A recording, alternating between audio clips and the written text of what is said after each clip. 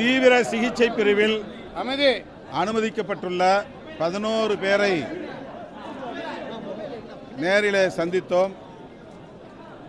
அதில் 65 வயது மதிக்கத்தக்க சுகுணா என்கிற பெண்மணி சற்று கவலைக்குரிய நிலையிலே இருக்கிறார். அவருக்கு செயற்கை சுவாசம் வெண்டிலேட்டர் மூலமாக வழங்கப்பட்டு வருகிறது. அவரை காப்பாற்ற உயர் சிகிச்சை அளிக்க வேண்டும் என்று மருத்துவரிடத்தில் கோரியிருக்கிறோம்.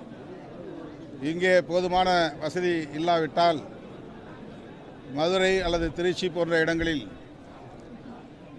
உயர் சிகிச்சை அளிப்பதற்கு வாய்ப்பு இருந்தால் அங்கே அனுப்ப வேண்டும் என்கிற கோரிக்கையை முன்வைத்திருக்கிறோம். மற்றபடி 10 பேர் ஆபத்தான நிலையில் இருந்து தப்பித்திருக்கிறார்கள். அவர்கள் இன்னும் ஓரிரு நாட்களில் உடல் நலத்தோடு வீடு திரும்புவார்கள் என்று பெரிதும் நம்புகிறோம். 5வது வார்டிலே அனுமதிக்கப்பட்டிருக்கிற 4 பேரை பார்த்தோம்.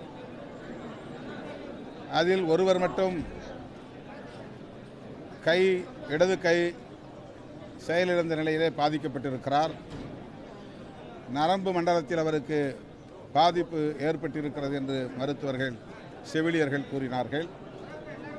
அவருக்கும் தனி கவனம் செலுத்தி உரிய சிகிச்சை அளிக்க வேண்டும் என்ற கோரிக்கையை முன்வைத்திருக்கிறோம். இந்த துயரம் மறக்க முடியாத, ஆற்றுப்படுத்திக் கொள்ள முடியாத ஒரு பெருந்துயரம். இதுவரையில் எத்தனையோ தலைவர்கள் தமிழகத்தில் லட்சக்கணக்கான மக்களை திரட்டி பேரணி மற்றும் தேர்தல் பிரச்சாரம் போன்றவற்றை நடத்தியிருக்கிறார்கள். அப்போதெல்லாம் நிகழாத ஒன்று, முதல் முறையாக தமிழக அரசியல் வரலாற்றில் இப்படி ஒரு கொடும் துயரம் நடந்தேறி இருக்கிறது என்பது கவலை அளிக்கிறது.